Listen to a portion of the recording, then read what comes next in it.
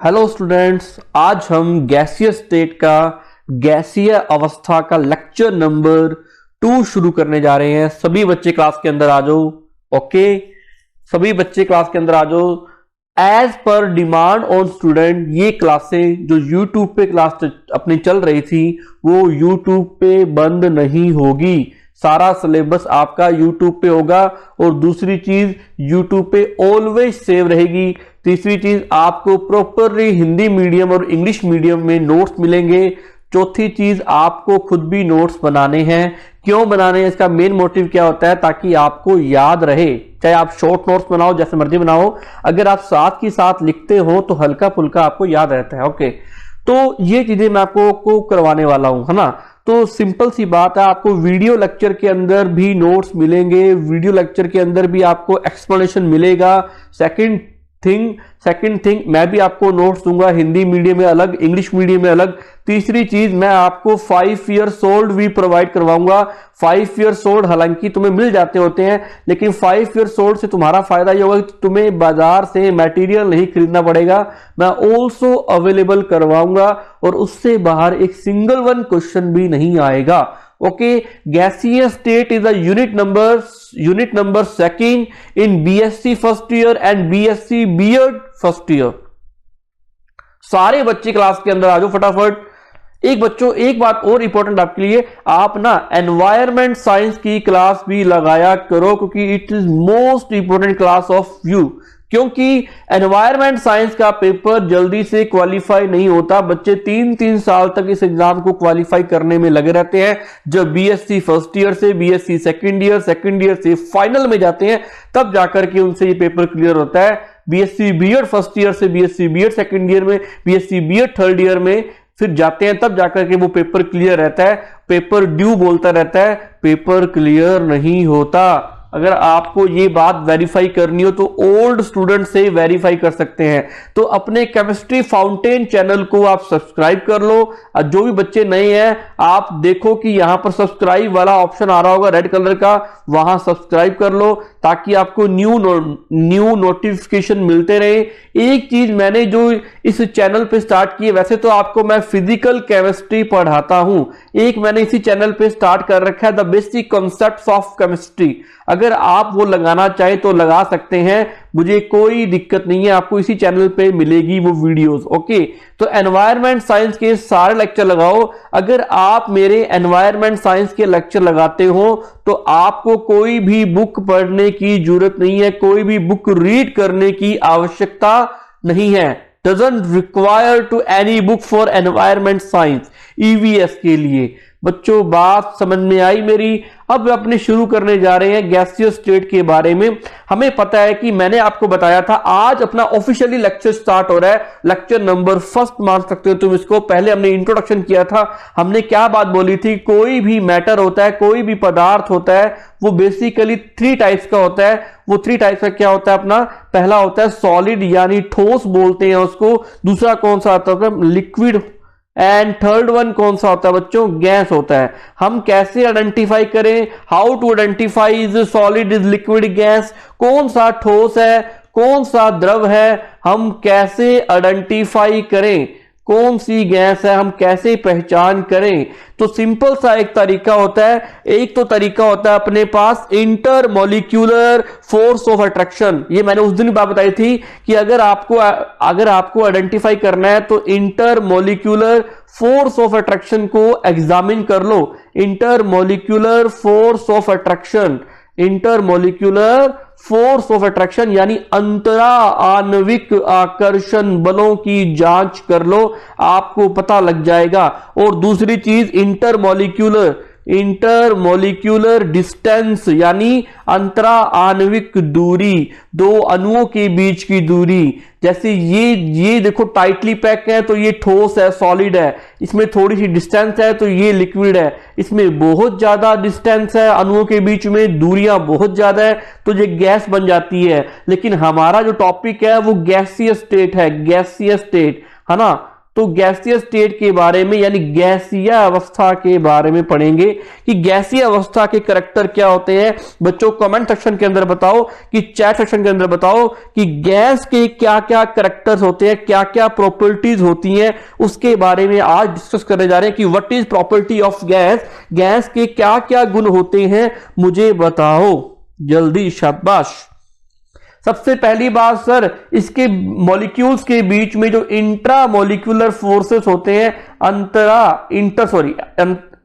Inter बोलूंगा मैं, intra नहीं बोलूंगा, इंटर होता है दो डिफरेंट मॉलिक्यूल्स के बीच में, इंटर वर्ड, और जो इंट्रा वर्ड यूज करते हैं वो एक ही सिंगल मॉलिक्यूल के बीच में, between two single molecule, intra, है ना, इसको हिंदी बोलते हैं अंत, क्या बोलते हैं, अंतर, ये हमेशा ध्यान रखना। और ये होता है अंतरा, यानी दो अलग अलग अणुओं के बीच में, two different between two molecules, है ना, तो उसको बोलते हैं intermolecular force of attraction जो होता है वो काफी लेस होता है। गैसों की प्रॉपर्टी की बात करें, inter molecular forces between two molecules is very less, क्या होता है, बहुत कम होता है, बहुत कम। तो इसका मतलब इनके बीच में जो दूरियां होंगी, इंटर मॉलिक्यूलर डिस्टेंस भी क्या होगी बच्चों, इंटर मॉलिक्यूलर डिस्टेंस भी मैक्सिमम मिलती है ना। बच्चों जल्दी क्लास के अंदर आ जाओ, फटाफट क्लास ज्वाइन करो। अगर बच्चे लाइव क्लास नहीं लगा पाते, किसी कारणवश एनी प्रॉब्लम होती है, तो वो ये क्लास कभी भी लगा सकता है, मेरी तरफ से छूट है बच्चों, आपको मेरी तरफ से कोई प्रेशर नहीं है, आपकी क्लास है जब मर्जी लगा लो। इंटर मॉलिक्यूलर डिस्टेंस जो होती है वो बहुत ज्यादा होती है, क्या होती है, अंतरा आणविक दूरी, वो क्या होती है, गैसेस के मॉलिक्यूल्स के बीच में मैक्सिमम होती है। तो ये प्रॉपर्टीज की बात कर रहे हैं, अधिकतम होती है ना, सिंपल सी बात कर रहे हैं। तीसरी करैक्टर क्या आता है गैस के अंदर, है ना, तीसरा करैक्टर क्या आता है कि आप इसको किसी भी वेसल्स के अंदर फिट कर दो, ये क्या हो जाती है, प्लेस हो जाती है ना, इसको अपने फिट कर सकते हैं। लेकिन मेन करैक्टर जो होता है, they can be compressed by, they can be, हम इसको कंप्रेस कर सकते हैं, they can be compressed, they can be compression, यानी compressed by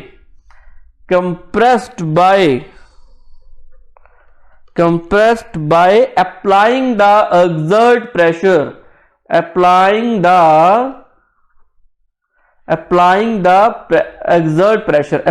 the pressure, P4 pressure. अगर अपने इसको संपीड़न किया जा सकता है, इसमें संपीड़न का गुण होता है, संपीड़न का गुण पाया जाता है इसके अंदर, वो होती है गैसें, है ना। और चौथी बात की बात करें तो गैस के अंदर क्या करैक्टर होता है, कंप्रेसिबिलिटी का करैक्टर होता है। Volume is not fix, volume इसका डजंट फिक्स, इसका वॉल्यूम फिक्स नहीं होता, आयतन निर्धारित नहीं होता, आप कहीं भी डाल दो वो आयतन को निर्धारित नहीं करेगी। ये बातें हम पहले भी कर चुके हैं। एंड पांचवी बात अगर बात करें तो शेप डजंट आइडेंटिफाई, आप इसकी शेप भी नहीं बता सकते, shape is doesn't identify, shape भी नहीं आइडेंटिफाई कर सकते, नो आइडेंटिफाई, आप इसकी आकृति की पहचान भी नहीं कर सकते, है ना। मैं हिंदी में साथ साथ बोलता जाता हूं तो बच्चों को दिक्कत तो नहीं ना कि हिंदी में मैं बोलता जाता हूं, आप लिखते जाना बस। ये सिंपल सी बेसिक सी बातें हैं, गैसेस की सबसे मोस्ट इंपोर्टेंट बातें हैं, ये हमने गैसेस के बारे में पहले भी पढ़ चुके हैं और आज भी आपको मैंने बता दिया। ओके बच्चों, अब आगे चलते हैं। गैसेस जो होती हैं कितने टाइप्स की होती हैं, अगर हम गैसेस की टाइप्स की बात करें, द टाइप्स ऑफ गैसेस, गैसों के प्रकार की बात करें, गैसेस कितने प्रकार की होती हैं, गैसों के प्रकार, the types of gases. Gases बच्चों बताओ कमेंट सेक्शन के अंदर कितनी टाइप्स की होती हैं।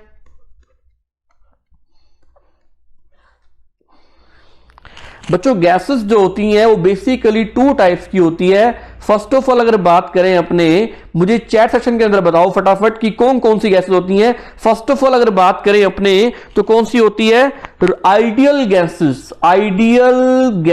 है ना, आइडियल गैस, और एक होती है रियल गैस, इसको बोलते हैं अपने आदर्श गैस,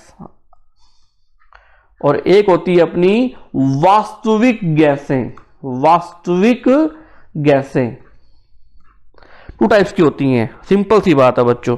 अब इसको कैसे डिफाइन करें कि कौन सी आदर्श, कौन सी वास्तविक, आइडियल गैस कौन सी होगी और रियल गैसें कौन सी होगी, ये सारी चीजें ना, ये सारी चीजें आइडेंटिफाई करने के लिए सिंपल सी बात बताता हूं मैं कि ideal gas which one gas, ideal gas which one gas the follow all gases law, ये सारे के सारे गैसेस लॉ को फॉलो करती है, गैसेस लॉ को फॉलो करती है। The follow of all gases law, जो भी गैसेस लॉ दिए गए गैसेस लॉ है ना, और any temperature and pressure, on any temperature and pressure, है ना, एनी टेम्परेचर एंड प्रेशर।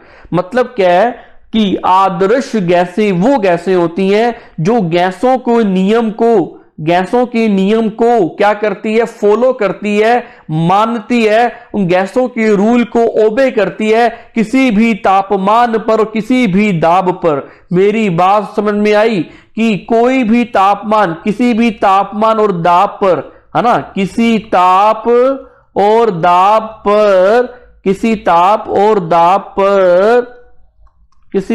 और दाब पर सारे गैसों के नियम की अनुपालना करने वाली गैसें, है ना, सारे गैसों के नियम की अनुपालना करना किसी ताप व दाब पर, किसी भी ताप व दाब पर, वो सारी की सारी जो ऐसा काम करती हैं वो आदर्श गैसें कहलाती हैं। अगर हम सिंपल सी बात करें, दोज, अगर मैं डिफाइन करूं इसको, गैस को, those gases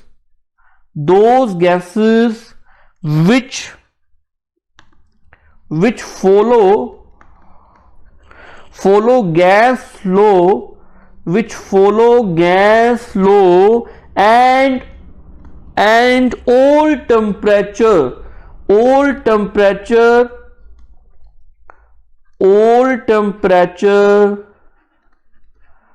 and pressure, it is known as ideal gases, है ना, it is known as ideal gases. लिख लो बच्चों, वे गैसें जो सभी ताप व दाब पर, बच्चों मैं आपको बिल्कुल सिंप्लीफाइड तरीके से करवाऊंगा, ऐसे बुक की तरह नहीं करवाऊंगा, ताकि बुक में लैंग्वेज बड़ी अजीब सी होती है। गैसों के नियमों का पालन करती है, गैसों के नियमों का पालन करती है, वो सारी गैसें आदर्श गैसें कहलाती हैं। ये हमारा फर्स्ट पॉइंट हो गया आदर्श गैसों को लेकर के, आइडियल गैसेस को लेकर के। अगर हम सेकंड पार्ट करें, it is imaginary gases, it is all imaginary gases, यह सारी की सारी जो होती है ना, वो एक प्रकार की इमेजिनरी गैसेस होती है। इमेजिनरी गैसेस, यह सारी की सारी गैसें, यह काल्पनिक गैसें होती हैं, यह काल्पनिक गैस कहलाती है, कि ऐसा हो पाना पॉसिबल ही नहीं है ना, ये काल्पनिक गैसें भी कहा जाता है या ये काल्पनिक गैसें कहलाती हैं। It is also known as imaginary gases. ये होती नहीं है, एक्चुअल में सर्वाइव नहीं करती हैं। तो मेरी बात समझ में आई कि आइडियल गैस कौन सी होती है। अगर अपने बात करें रियल गैसेस की, तो इसका वाइस वर्सा हो जाएगा, इसका उल्टा हो जाएगा कि रियल गैसेस क्या होती हैं, those gases which follow gas law at low temperature and high pressure, it is known as real gas. वो गैस जो उच्च दाब पर और निम्न तापमान पर गैस के नियमों का पालन करती है, वो होती है रियल गैस। अगर हम रियल गैस को डिफाइन करें कि सर सेकंड पॉइंट रियल गैसें क्या होती हैं, बच्चों एक एक बात आपको बारीकी से बताऊंगा और आपको वीडियो देखते ही क्लैरिफाई हो जाएगा। एक वीडियो लेक्चर लगाने का आपको ये सबसे बड़ा बेनिफिट होगा कि आपने एक बारी वीडियो देखी और आपको सारी बातें याद हो गई। मेरा मोटिव भी ये है कि क्लास में आओ और हाथों हाथ याद हो जाए। तो वास्तविक गैसें कौन सी गैसें होती हैं, जल्दी बताओ, शाबाश। साथ के साथ कमेंट सेक्शन में भी बताते रहो बच्चों। Those gases which those gases which follow gas law at low temperature and high pressure. ये एंड तुम ये वाला मत लगाना, मैं तो लगा रहता हूं इसको, तुम लगाना ये वाला एंड, क्योंकि पेपर हमारा सब्जेक्टिव है, नंबर मिलेंगे हमें. And high pressure it is known as real gases. बच्चों बात समझ में आई? मुझे कमेंट सेक्शन के अंदर बताओ. It is known as real gases. बच्चों कोशिश करना लाइव क्लास लगाने की. मेरा कोई प्रेशर नहीं है, लेकिन मैं चाहता हूं तुम लाइव आओ ताकि तुम्हारी क्लास प्रॉपरली तुम्हें समझ में आए कि वे गैसें, है ना. अगर हिंदी में डिफाइन करूं, साफ साफ लिखते भी जाओ फटाफट, मैं बड़े आराम से करवा रहा हूं बच्चों आपको. वे गैसें जो निम्न तापमान पर. बच्चे कह रहे हैं सर निम्न तापमान क्यों रखा, लो टेम्परेचर क्यों रखा? तुम खुद बताओ. अगर मैं टेम्परेचर हाई कर दूंगा तो गैस के मॉलिक्यूल्स का हाल क्या होगा?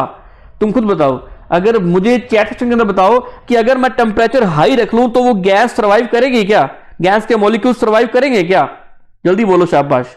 मैं साथ के साथ लिखता जाता हूं कि गैस से निम्न तापमान पर और उच्च दाब पर गैस के नियमों का पालन करे, गैस के नियम की अनुपालना करे.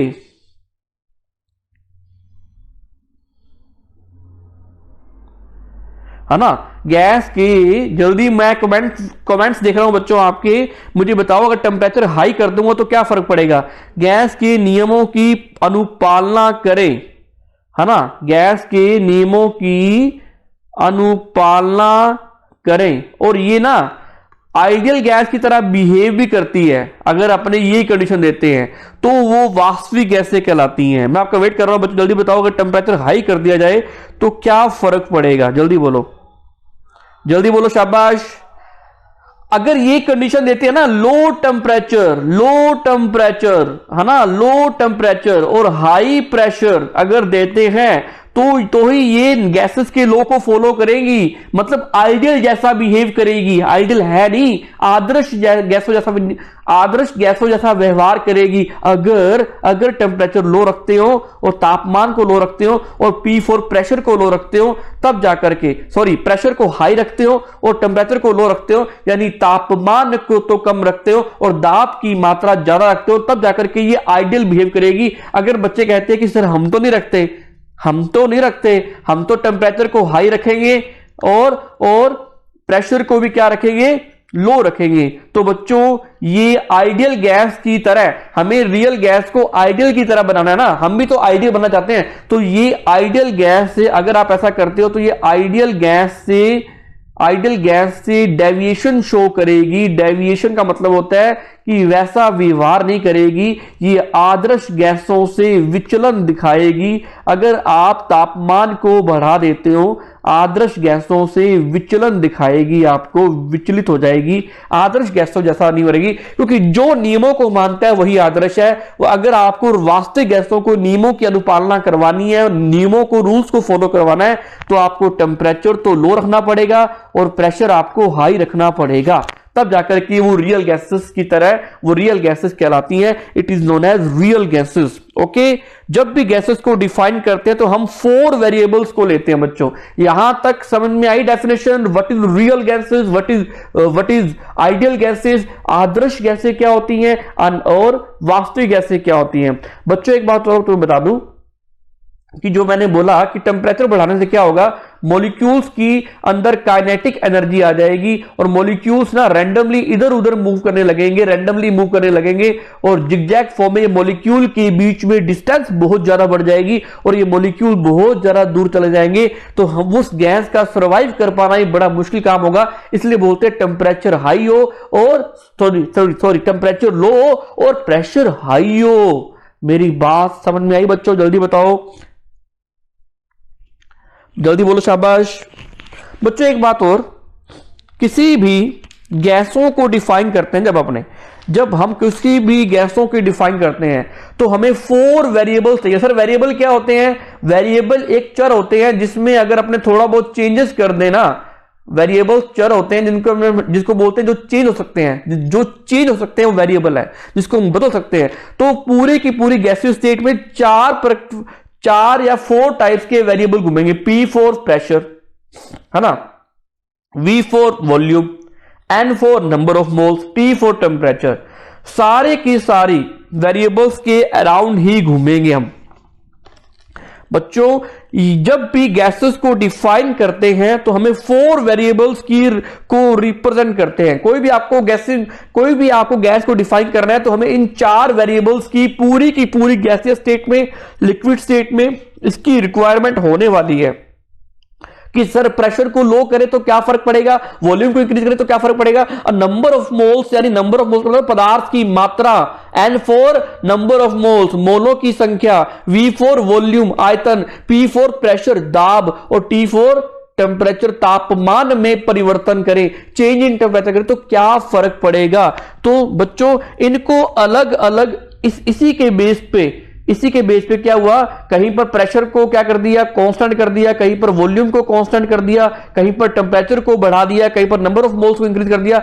उस हिसाब से इन्हीं 4 वेरिएबल्स पर बेस्ड, इन्हीं 4 वेरिएबल पर बेस्ड, इन्हीं 4 चरों पर आधारित कुछ नियम दिए गए। गैसेस लॉ के 5 टाइप के नियम दिए गए, वो नियम लिखने जा रहा हूं। इस नियम से 3 मार्क्स का पक्का आएगा। ये नियम आपने करने हैं, इसको बोलते हैं अपने गैसेस लॉ बोलते हैं। क्या बोलते हैं? Gases law.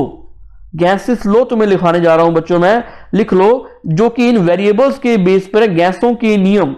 सबसे पहला नियम क्या आता है? सबसे पहला नियम आता है आपका बॉयल लॉ, है ना, जो सबसे इंपॉर्टेंट है, जिसको आज अपने करने वाले हैं, बॉयल लॉ।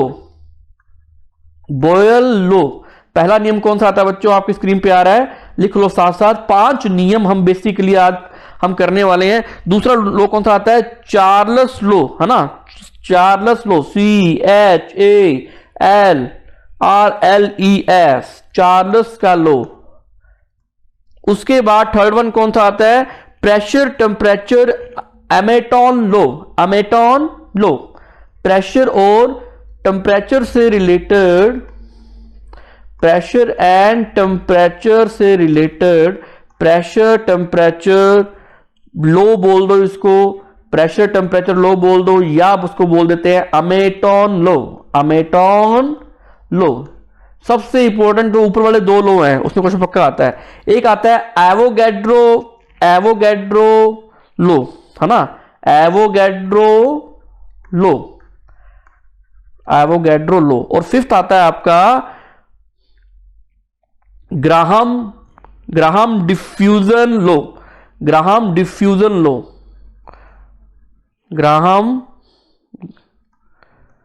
ग्राहम डिफ्यूजन लो।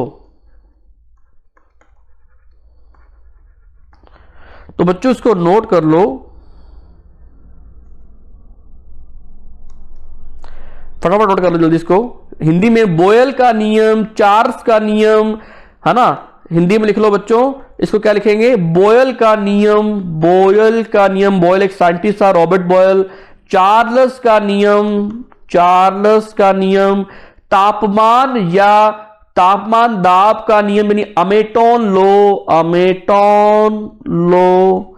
और इसको एवोगैड्रो और ग्राहम का विसरण नियम, ग्राहम का विसरण नियम एंड आवोगैद्रो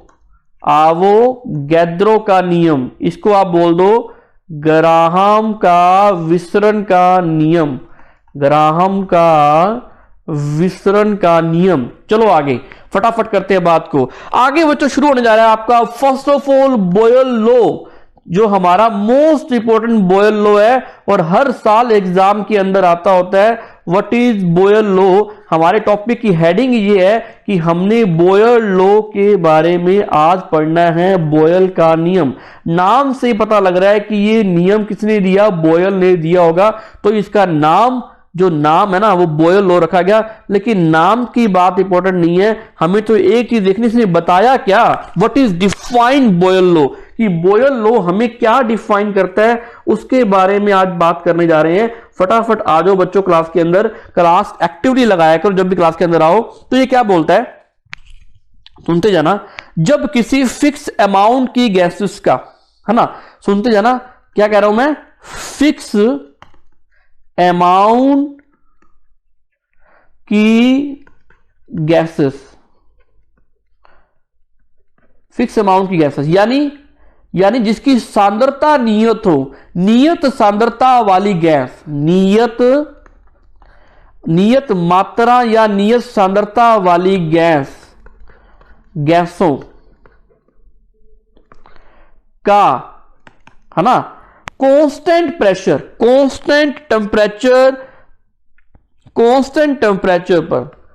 पहली चीज हमने क्या कांस्टेंट की है, उसकी मात्रा, उसकी नियत मात्रा, यानी हमने उसकी नंबर ऑफ मोल्स को कांस्टेंट कर दिया, n is equal to constant. क्या कांस्टेंट कर दिया, n is equal to constant. मोलों की संख्या नियत है, उसकी कंसंट्रेशन नियत है, उसकी सांद्रता को नियत कर दिया। दूसरी बात हमने क्या बोले जा रहे हैं बच्चों, मैं आपको ऐसे ही याद करवा रहा हूं, इसकी डेफिनेशन आगे आपको मिलेगी प्रॉपरली, है ना। कांस्टेंट टेम्परेचर पर एंड कांस्टेंट टेम्परेचर यानी नियत ताप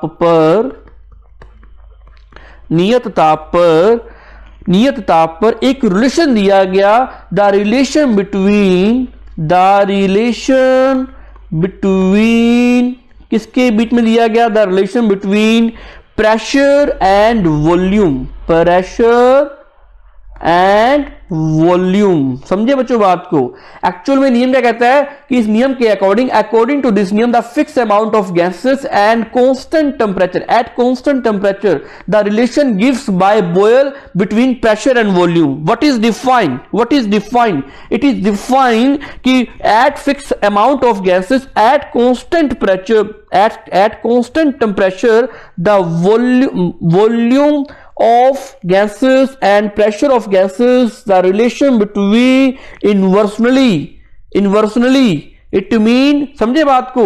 ये कहता है कि अगर आपने ना उसकी नंबर ऑफ मोल्स को कांस्टेंट कर दिया, किसी भी गैस को, कोई भी गैस ले ली मैंने, उसका n कांस्टेंट कर दिया, उसकी मोलों की संख्या नियत कर दी, m टेम्परेचर को मैंने नियत कर दिया, कांस्टेंट कर दिया, तो constant temperature and constant concentration of volume या नंबर ऑफ मोल्स यानी मोलों की संख्या पर उसका कोई भी गैस का जो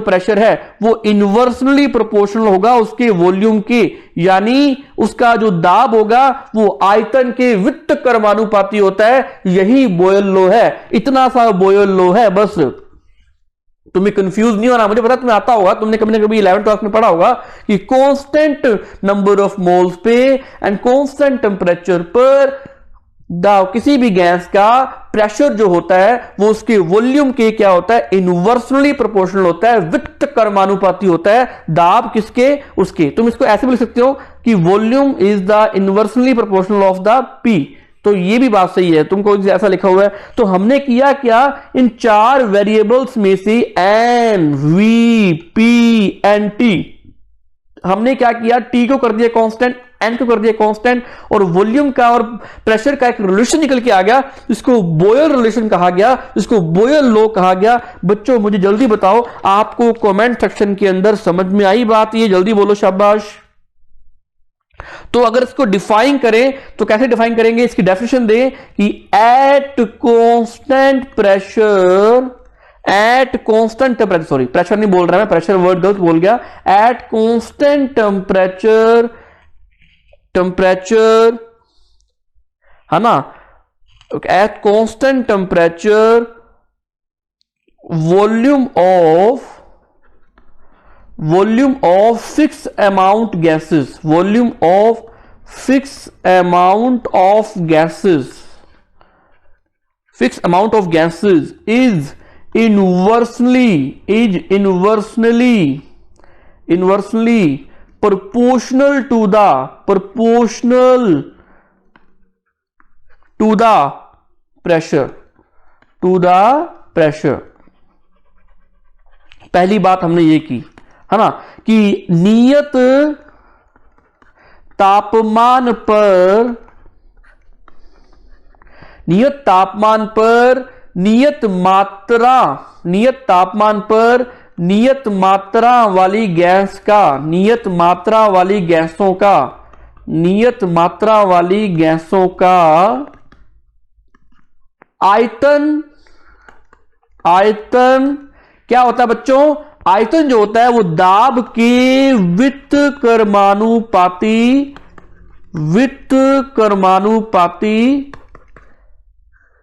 होता है। समझे बात को? तो क्या रिलेशन निकल के आएगा? रिलेशन बताओ फटाफट जल्दी, क्या निकल के आएगा? The volume is inversely proportional to the pressure, व्युत्क्रमानुपाती होता है। आपको पता है जब हम इसका कांस्टेंट का सिंबल हटाते हैं तो क्या आ जाता है? कांस्टेंट का सिंबल हटाया तो के आ गया, के इज द कांस्टेंट। आपको पता है कि इसको अपने v इजिकल टू के अपॉन पी, अगर मैं p को यहां ले जाऊं तो क्या आ जाएगा? pv is equal to constant. ये एक हमारा मैथमेटिकली रिप्रेजेंटेशन कर दिया हमने, इसको गणितीय रूप दे दिया हमने, है ना। ये हमने बात की बच्चों, यहां तक समझ आया? ये हमारा बॉयल लॉ है। अगर हम बॉयल लॉ की बात करें, सेकंड इसकी पोस्टुलेशन की बात करें, सेकंड अवधारणा की बात करें, अगर मैं क्या कर रहा हूं, अब मैं ले रहा हूं if two gases, if give two gases या if we take two gases, है ना। If we take two gases, हम क्या कर रहे हैं? टू गैसेस ले रहे हैं। अब टू गैसेस ले रहे हैं, टू गैसेस। एक गैस का ना, एक गैस ए है, एक ए गैस बी है ना। One gas is A, one gas is B. अब ए गैस का कोई ना कोई वॉल्यूम होगा, इसको मैंने बोल दिया V1। बी गैस का कोई ना कोई वॉल्यूम होगा, उसको मैंने बोल दिया P2। ए गैस का कोई ना कोई प्रेशर होगा, is equal to P1। B gas का कोई ना कोई प्रेशर होगा, उसको बोल दिया मैंने P2। Assume that is the pressure of P1, is the pressure is P2, is the volume is V1, is the volume of V2। क्योंकि कोई भी मैंने दो गैसें ली, any two gases A and B, है ना। मैंने A और B गैसें ली, जिसका A गैस का आयतन क्या होगा? V1, B गैस का आयतन क्या होगा? V2, और A गैस का दाब क्या होगा? P1 and P2, है ना। तो ये दो गैसेस ली जाए और अगर मैं इसका क्या कर दूं, मैं तापमान कांस्टेंट कर दूं, क्या कर दूं मैं इसका? अगर मैं इसका टेम्परेचर इज कांस्टेंट कर दूं, टेम्परेचर को, तापमान को नियत कर दूं, नियत तापमान, और इसकी मात्रा को भी क्या कर दूं? नंबर ऑफ मोल्स यानी मात्रा, मोलों की संख्या क्या कर दूं? नियत कर दूं, यानी कांस्टेंट कर दूं, कांस्टेंट कर दूं। तो क्या होगा? जल्दी बताओ फटाफट, क्या स्टेटमेंट निकल के आएगी मैथमेटिकली? जल्दी बताओ। शाबाश, तुम्हें आता है, मुझे पता है। तो मैथमेटिकली क्या स्टेटमेंट निकल के आएगी बच्चों? सिंपल सी बात, वी नो दैट, हमने बॉयल लॉ से पढ़ी ये बात को हम प्रूफ करने जा रहे हैं कि PV V1 is equal to P2 and V2 निकल के आएगा। कैसे सर? हाउ? ये चीज कैसे होगी? किसी भी दो गैसेस की अगर नियत टेम्परेचर पर, कांस्टेंट टेम्परेचर पर and constant number of moles यानी इसकी सांद्रता यानी इसकी कंसंट्रेशन पर अगर उसका वॉल्यूम और प्रेशर की हम स्टडी करें, तो इसका वॉल्यूम, इसका प्रेशर का प्रोडक्ट, इसका प्रेशर और वॉल्यूम का प्रोडक्ट यानी इसके प्रेशर और वॉल्यूम का गुना, यानी इसके दाब और आयतन का गुना, इसके दाब और आयतन के गुना या इसके प्रोडक्ट के क्या होता है? इक्वल होता है। The product of P1 is equal P1 V1 is equal to the product of P2 and V2। P1 और V1 का गुना P2 और V2 के गुना के बराबर होता है। कैसे sir? How is possible? We know that, हमने क्या बताया? किसी भी अगर मैं गैस ए की बात करूं, गैस ए का volume is V1 is the inversely proportional to the 1/P1। अगर मैं सिंबल हटाऊं तो क्या आएगा बच्चों? आपको मैंने सिंपल सी बात बताई है, K1 वही कांस्टेंट आएगा K, है ना। तो K/P1 आ गया, ये P1 वहां ले गया तो P1 and V1 is equal to K यानी कांस्टेंट। हमें पता है कि हम दूसरी गैस की बात करें तो V2 is inversely proportional of the 1/P2, है ना। तो अगर बात करें तो V2 इज इक्वल टू क्या आएगा? K/P2, है ना। तो P2 को मैं वहां ले जाऊंगा तो P2 V2 is equal to K। तो ये भी कांस्टेंट, ये भी constant. Equation number first, equation number 2 is constant, दोनों कांस्टेंट है, दोनों का रिजल्ट कांस्टेंट आ रहा है। It mean PV and product of V1, P1 और V1 का गुनज जो बराबर होता है, किसके होता है? P2 और V2 के गुणज के या मल्टीप्लिकेशन के या उसके प्रोडक्ट के मल्टीप्लाई होता है। इट प्रूव्स दैट, ये second statement of the law, बोयल लॉ, है ना। बोयल लॉ एग्जाम में आएगा, हर हाल में आता है। 1.5 मार्क्स का, जितना बता रहा हूं उतना करके आना है ना। ऐसा तुम्हें बीएससी की बुक में नहीं मिलने वाला। तुम प्रॉपरली एक एक बात से मैं समझाने जा रहा हूं मैं, ताकि तुम्हें याद हो जाए हाथों हाथ। तो मीन एक अनदर डेफिनेशन निकल के आ गई कि कांस्टेंट टेम्परेचर पर, कांस्टेंट अमाउंट ऑफ गैसेस पर डिफरेंट गैसेस का पीवी का प्रोडक्ट जो होता है वो इजिकल होता है। क्या होता है? पी और वी का प्रोडक्ट जो होता है बच्चों वो इजिकल होता है। बच्चों मेरी बात समझ में आई? जल्दी बोलो, फटाफट जल्दी बोलो, शाबाश। कमेंट सेक्शन के अंदर बताओ आपको मेरी बात समझ में आई, जल्दी बोलो। तो समझ में आई बात ये कि एक्चुअल में क्या होता है ये चीज। चले आगे। तो ये हमने डिफाइन कर दिया कि ये भी लिख लो, तुम ये बात भी लिख लो कि to any different gases at constant pressure, at constant temperature at constant temperature and at constant number of moles क्या होगा कि दोनों गैसेस का product P1 and V1 product is equal to P2 and V2 होगा। मतलब दोनों का गुना उसके दोनों के गुना के बराबर होगा। इसको हिंदी में भी लिख लो बच्चों। अब थर्ड वन बात आती है, आपको एक बात बता दूं मैं, ये टेम्परेचर यहां पर कांस्टेंट है ना बच्चों। जहां टेम्परेचर कांस्टेंट हो ऐसे फिनोमिना को क्या बोलते हैं? शाबाश, मुझे बताओ कमेंट सेक्शन के अंदर बताओ कि जहां तापमान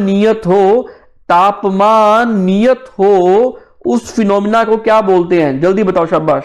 उस फिनोमिना को क्या बोलते हैं?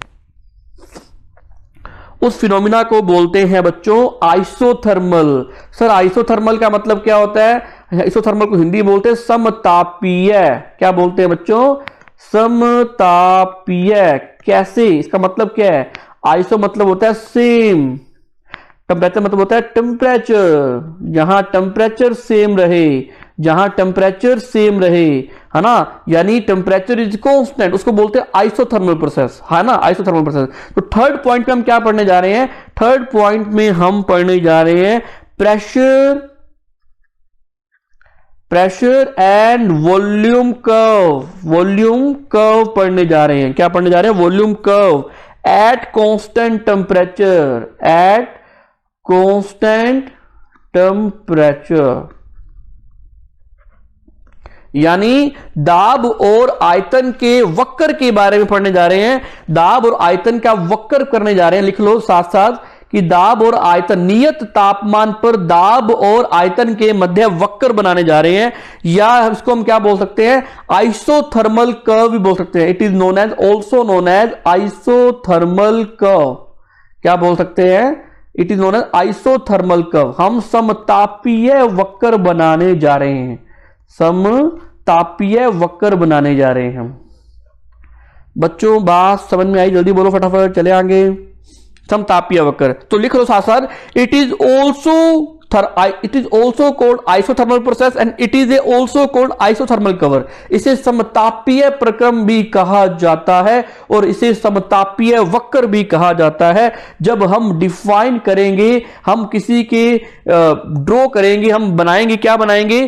किसी वॉल्यूम और प्रेशर के बीच में, प्रेशर वर्सेस वॉल्यूम के बीच में ग्राफ ड्रॉ करेंगे। हमें इसका रिलेशन पता है कि 1/V होता है। अगर हम V को इंक्रीज करेंगे तो प्रेशर डिक्रीज होगा, अगर हम प्रेशर को इंक्रीज करें तो वॉल्यूम डिक्रीज होगा।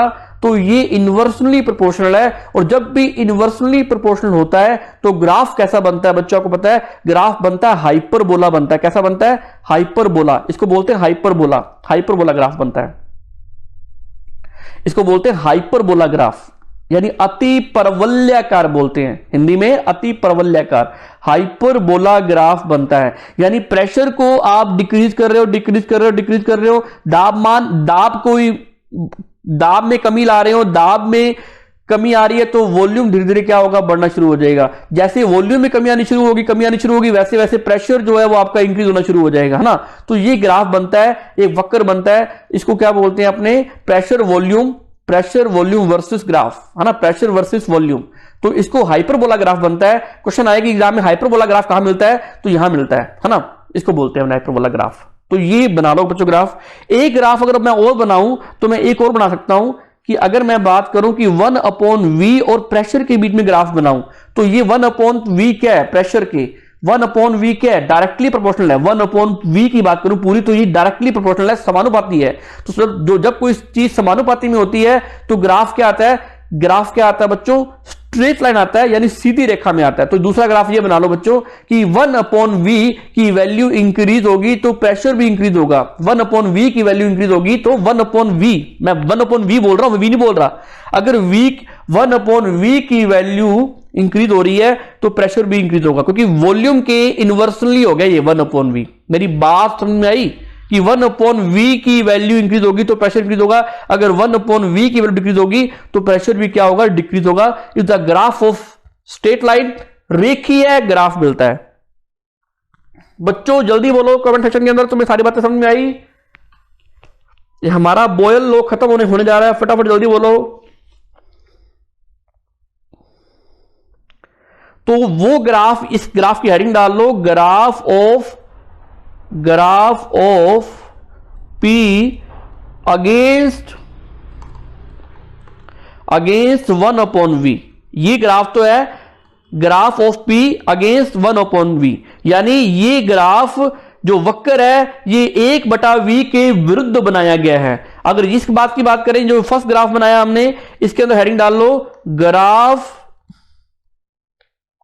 ऑफ P वर्सेस v, है ना। ये तो सिंपल सी बात है। चलें आगे। तो ये हमारी बात हुई, ये हम इसकी थ्योरी है। द बॉयल लॉ क्या डिफाइन करता है, फटाफट जल्दी बच्चों आ जाओ फटाफट। Boyle law is a gas law, 1 minute आपको डिफाइन करता हूं पूरा प्रॉपरली, कि Boyle law is a gas law which states that the pressure exerted by a gas of a given mass and kept at a constant temperature is inversely proportional to the occupied by it. In other words, the pressure of the volume and volume of a gas are inversely proportional to each other as long as temperature and quantity of gas is kept constant. Boyle law was put forward by the Anglo-Irish एक नागरिक chemist Robert Boyle is the year of 1662 में ये law दिया गया। इसके according Hindi में define करें, boil के नियम को एंग्लो आयरिश रसायनज्ञ रॉबर्ट बॉयल ने वर्ष 1662 में रखा गया। बॉयल का नियम आदर्श गैस के नियम पर लागू होता है और यह नियम बताता है किसी भी आदर्श गैस का आयतन परबदाब के व्युत्क्रमानुपाती होता है ना, बशर्ते तापमान को नियत रखा जाए। अर्थात जब तापमान को नियत रखा जाता है तो आदर्श गैस का आयतन परम ताप का गुणन नियत माना जाता है ना। तब आदर्श गैस का आयतन परम ताप का गुणन नियत माना जाता है। और दूसरे शब्दों में बात करें तो 1662 में बॉयल ने यह बताया कि स्थिर तापमान पर गैस के निश्चित मात्रा का आयतन उसके दाब के व्युत्क्रमानुपाती होता है। अर्थात बॉयल के अनुसार स्थिर ताप पर गैस का दाब बढ़ता है तो आयतन घटता है और दाब के घटने से आयतन बढ़ता है। सिंपल सी बात है ना। ये वाली बात इंग्लिश वाले में लिख लो कि टेम्परेचर इंक्रीज, अगर अपने प्रेशर इंक्रीज करें तो वॉल्यूम डिक्रीज होगा, अगर अपने प्रेशर को डिक्रीज करें तो वॉल्यूम इंक्रीज होगा, अगर अपने प्रेशर को इंक्रीज करें तो वॉल्यूम डिक्रीज होगा, प्रेशर को डिक्रीज करें तो वॉल्यूम क्या होगा, इंक्रीज होगा। मेरी बात समझ में आई। अगर दाब को बढ़ाए तो आयतन घटेगा, दाब को घटाए तो आयतन बढ़ेगा। सिंपल सी बात। यहां तक बच्चों जल्दी बोलो फटाफट, आपके समझ में आई। ये हमारा बॉयल लॉ कंप्लीट हुआ। लेक्चर काफी लंबा हो गया, मैंने काफी आराम से समझाया आपको फटाफट ये क्लास ऑफ करते हैं, आराम से इस क्लास को लगाना। ओके बाय बच्चों, ठीक है, थैंक यू, मिलते हैं फिर अपने कल। हमारा बॉयल लॉ खत्म हो गया आज। कल हम दूसरा लॉ पढ़ेंगे, डीपली पढ़ेंगे, एक एक बात को डिस्कस करेंगे। तुम्हें कोई भी बुक उठाने की जरूरत नहीं पड़ेगी। ओके बाय बच्चों, थैंक यू।